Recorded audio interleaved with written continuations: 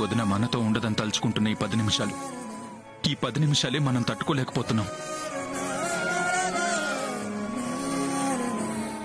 ఇక నుంచి ఆ చిరునవ్వు, ఆప్యాయతతో కూడిన పలకరింపు, తప్పు చేస్తే చేసే మందలింపు కొన్నాళ్ల పాటు మనతో ఉండదు అంటే మనసుకి చాలా కష్టంగా ఉంది.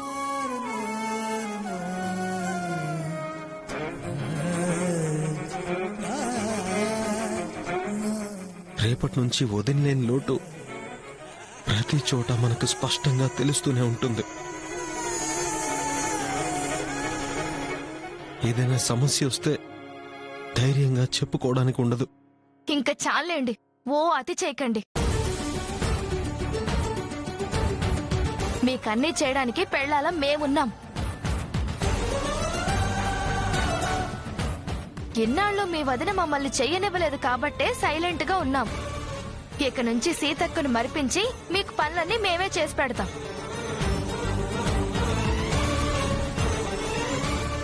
ఇప్పుడు మీరు బెంగ పెట్టుకుని జీవితమంతా కోల్పోయినట్టు ఫీల్ అవ్వాల్సిన అవసరమేమీ లేదు.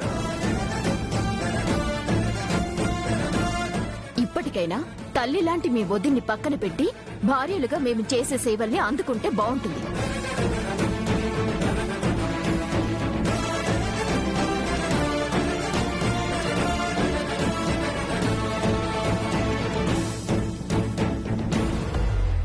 మన పాటికి మనం మాట్లాడుతుంటే సైలెంట్ గా వెళ్ళిపోతున్నారేంటి?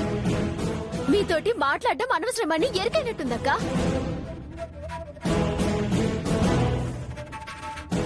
ముందే చిట్టిని దుప్పటి వేసుకొట్టాలి దాక్షాయిని. పద.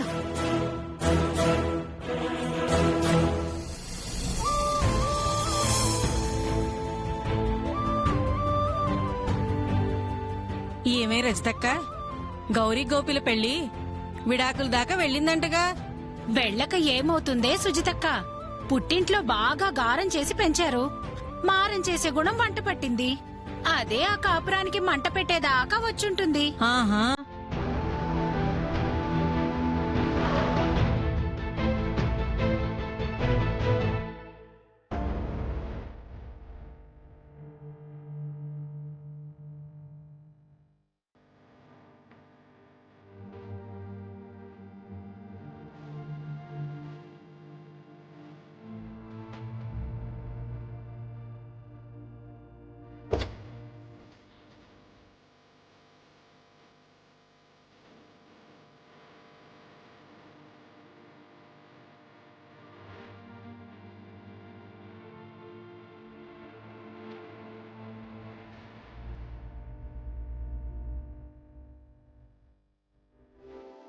నేను వెళ్తాను, నువ్వు వెళ్ళు.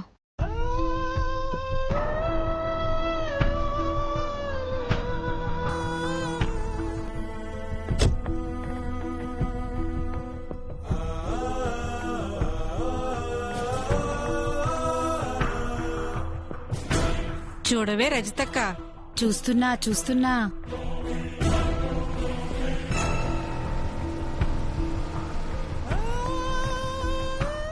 రా రా రా.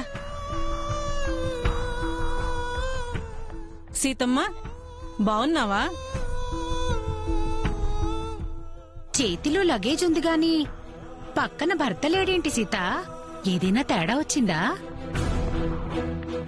పక్కింటోళ్ల పలకరింపుల అభిమానం ఉండాలే కాని పుల్ల విరుపు మాటలు ఉండకూడదు.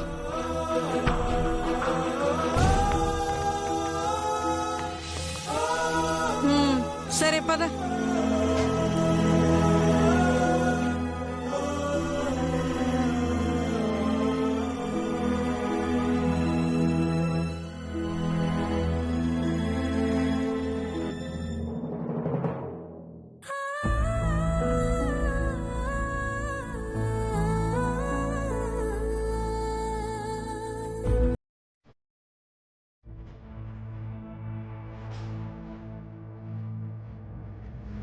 ఏమే, నేను అలా బయటికి వెళ్ళొస్తా.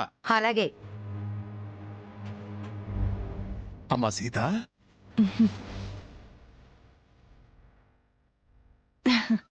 దీర్ఘ సుమంగళి భవ. లేమా,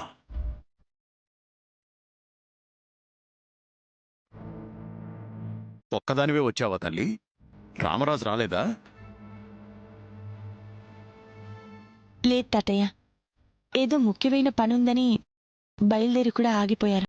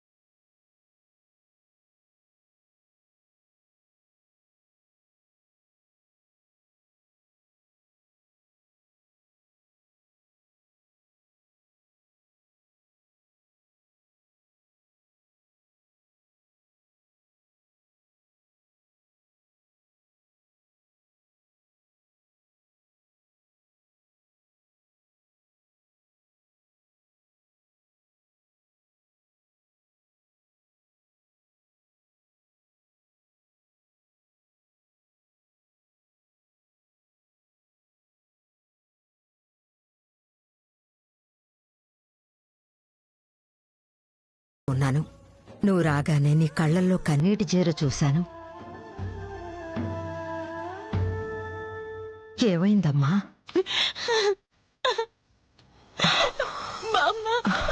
అమ్మా సీత, ఏమైందమ్మా? ఏమైంది తల్లి?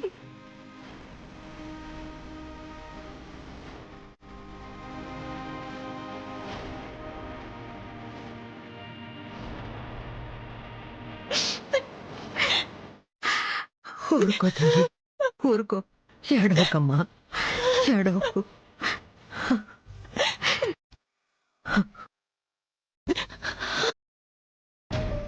సీత వచ్చిన దగ్గర నుంచి భర్తతో గొడవ జరిగిందో లేదో అని కడుపుబ్బరం పెరిగిపోతుందే.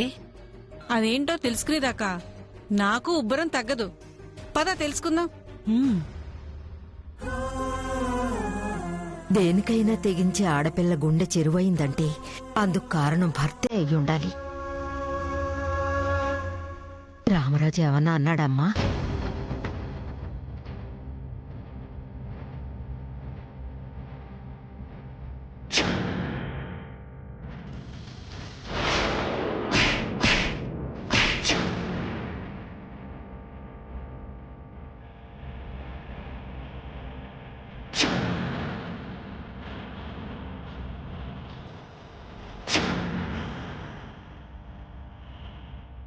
ఒక ఆడదాని మానాన్ని నేను తుడి చేశాను.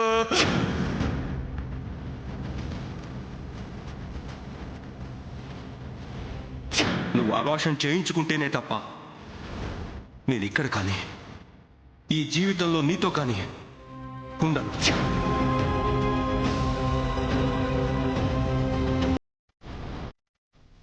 నా ప్రాణమే ఆయన, నా ప్రాణమే నన్ను నమ్మకపోగా నా కడుపులో పెరుగుతున్న ప్రాణానికి ఊపిరి పోయొద్దు అంటే ఒక్కసారిగా ఆగాధాల్లోకి కూరుకుపోయినట్టు అయిపోయింది బామ్మ.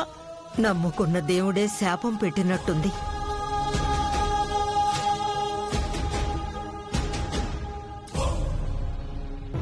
పెళ్ళయ్యాక ఇద్దరు కూడా పిల్లలు ఎప్పుడు కలుగుతారా అని ఆశగా ఎదురు చూస్తూనే ఉన్నారు.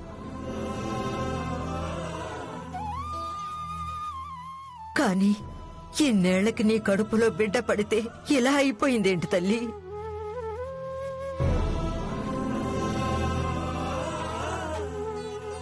మెల్లగా అన్ని సర్దుకుంటాయిలేమ్మా. కడుపులో బిడ్డ కోసమైనా నువ్వు ప్రశాంతంగా ఉండాలి. ఇప్పుడు కాకపోయినా తర్వాతైనా రామరాజు నిన్ను అర్థం చేసుకుంటాడు. బామ్మ, తాతయ్యకి ఈ విషయం అస్సలు తెలియకూడదు. ఆయన ఆరోగ్యానికి మంచిది కాదు. అవునమ్మా, ఈ విషయంలో మనం కొంచెం జాగ్రత్త పడాలి. ముందైతే లోపలికి పద, విశ్రాంతి తీసుకుందు గాని.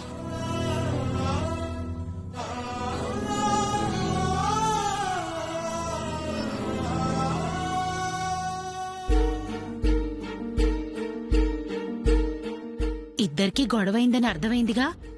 కడుపుబ్బరం తగ్గిందా? గొడవైందని అర్థమైంది కానీ అసలు గొడవ ఎందుకైందో తెలియలేదు కదక్కా. తెలుసుకుందాంలే అక్కా. సరే పద. ఉమ్.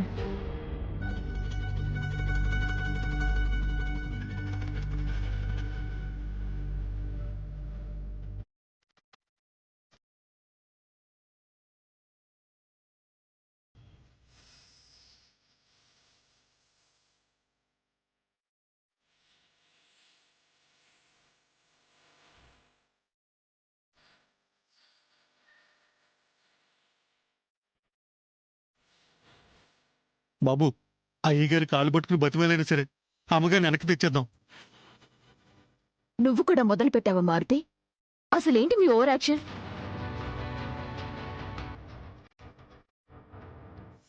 మొగుడు పెళ్ళాలిద్దరూ సీతారాములు అని పేరు పెట్టుకున్నంత మాత్రాన నిజంగానే ఆవిడ గారినేదో బావగారు తమ్ముళ్లతో వనవాసానికి పంపినట్టు ఈ ఇంటి పెద్ద కోడలేదో ఇంక ఎప్పటికీ తిరిగి రాదు అన్నట్టు మాడిపోయిన పెసరట్టు మొహాలు వేసుకొని మీరందరూ అది చేయకండి. వీళ్ళ గురించి తెలిసిందే కదా దాక్షాయణి. ప్రపంచంలోనే అసలు ఇలాంటి కుటుంబమే లేదు అన్నట్టు, ఈ భూమండలం మీదనే అసలు సీతక్క లాంటి గృహనే లేదు అన్నట్టు బిల్డప్ ఇస్తారు. మా వదిన మాకు గొప్పే. మేమంతా తనకి గౌరవం ఇస్తాం. ఈ ప్రపంచంలో ఎవరు అలా ఉండరనే అంటాం. మీకేంటి నొప్పి?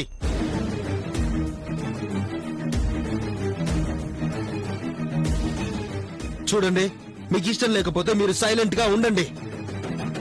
అర్థమవుతుందా?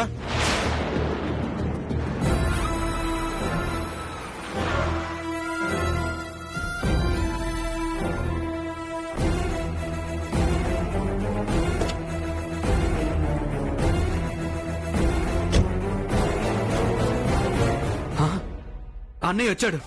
అన్నయ్య వదిని తీసుకొచ్చే ఉంటాడు. చూద్దాం పదండి.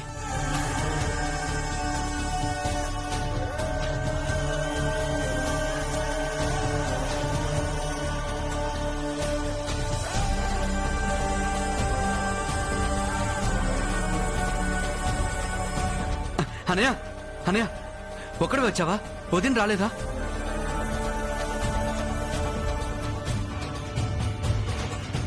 వదినేదన్నయ్య నువ్వు ఒక్కడే వచ్చావా?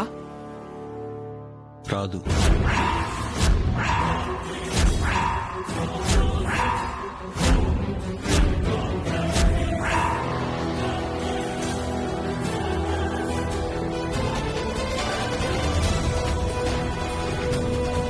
అంటే డెలివరీ అయ్యే వరకు వదిన కాటేజ్లోనే ఉండాలని గట్టిగా నిర్ణయం తీసేసుకున్నావా అన్నయ్య? నేను తీసుకున్న నిర్ణయాన్ని తను కాదు అంది. మా పెళ్ళైన తర్వాత మొదటిసారి నా మాటను కాదంది. అందుకే తర్వాత మీ వదిన నాతో ఉండకపోవచ్చు, ఇక్కడికి రాకపోవచ్చు.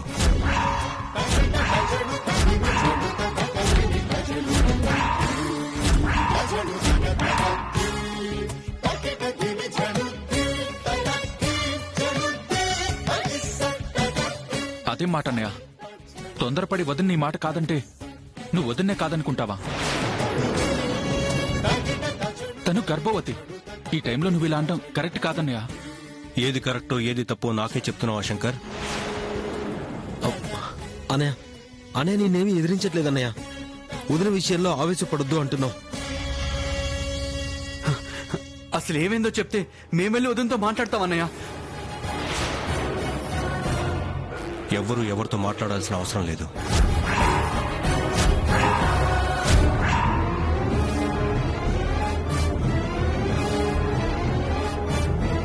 అది కేవలం మా భార్యాభర్తల మధ్యలో ఉన్న మాట, మాలో మాత్రమే ఉండాల్సిన మాట. సరే అన్నయ్య, అది నీ ఇష్టం. కానీ తల్లి లాంటి వదిన్ని ఈ పరిస్థితిలో మేము ఒంటరిగా ఉంచలేం.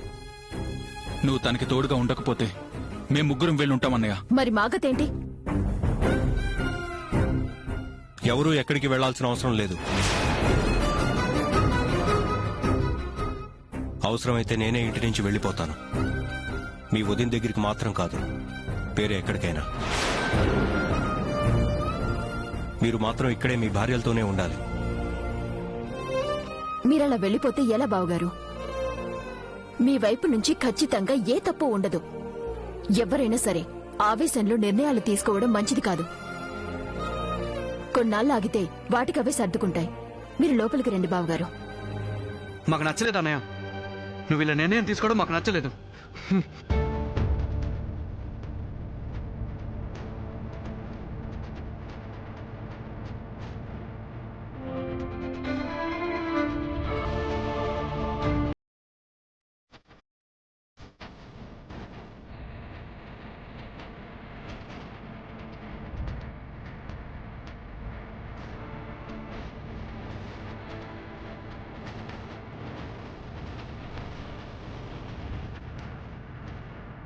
నువ్వేంటి దాక్షాయణి ఏదో పెద్ద ఆరిందలాగా అన్ని సర్దుకుంటాయి అని సలహాలు చెప్తున్నావు? సలహానా నా బొంద? బావగారికి అక్కకి ఎక్కడో చెడింది. ఎప్పుడు గొడవపడని వాళ్ళు బావగారు దూరంగా ఉంటానని తెగేసి చెప్పేదాకా వచ్చారంటే ఏదో ఉంది. అదేంటో తెలుసుకోవడానికే అలా అన్నాను.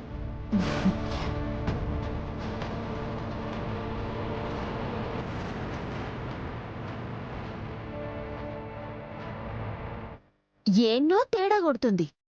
బావగారికి ఇట్లున్నారంటే ఏదో జరిగింది. గదేందో తెలుసుకొని మళ్ళీ వాళ్ళిద్దరూ ఒక్కటయ్యేలా చేయాలి.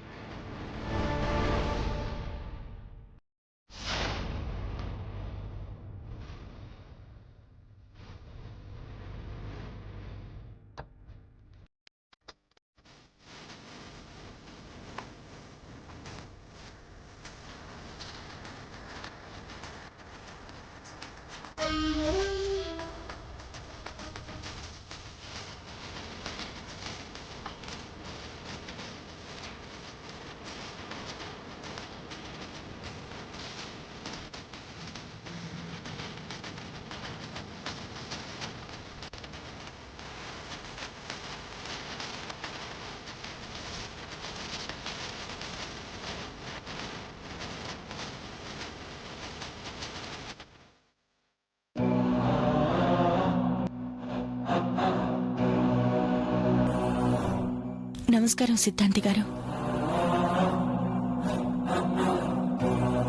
కూర్చోండమ్మా.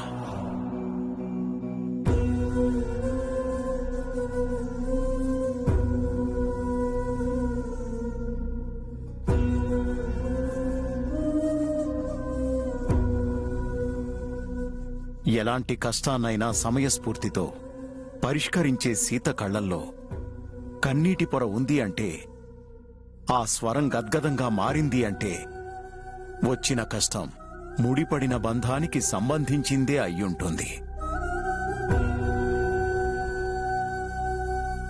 ఏమైందమ్మా?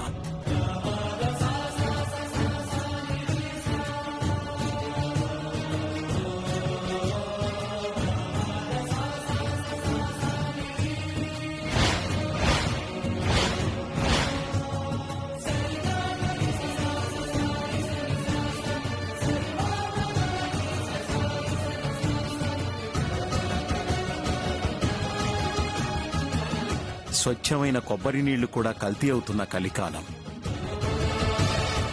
కల్మషం లేని మనసులు మలినమవుతున్న ప్రపంచం. నీ భర్త అనుమానానికి, నీ ఆత్మాభిమానానికి మధ్య పోరాటం తప్పదు.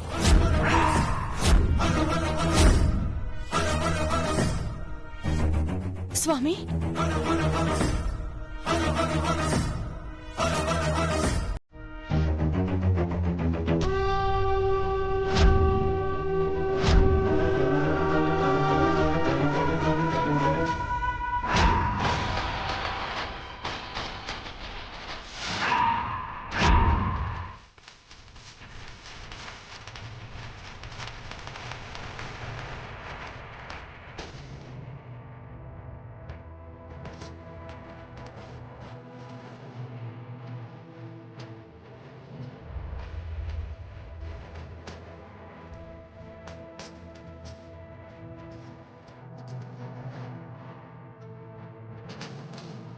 నీ గ్రహస్థితి మారింది సీత. నీకు అనుకూలంగా ఉండాల్సిన గ్రహాలు తమ దిశను మార్చుకున్నాయి. భవిష్యత్తులో గండాలు ఎదుర్కోక తప్పదు. అనుమానాలు, అవమానాలతో పోరాడక తప్పదు. నీ కడుపులో పెరుగుతున్న పిండాన్ని కాపాడుకోవడానికి, నీ భర్తను తిరిగి నీ దగ్గరకు చేర్చుకోవడానికి నువ్వు సంకల్ప బలంతో చిన్నపాటి యుద్ధం చేసి తీరాలి.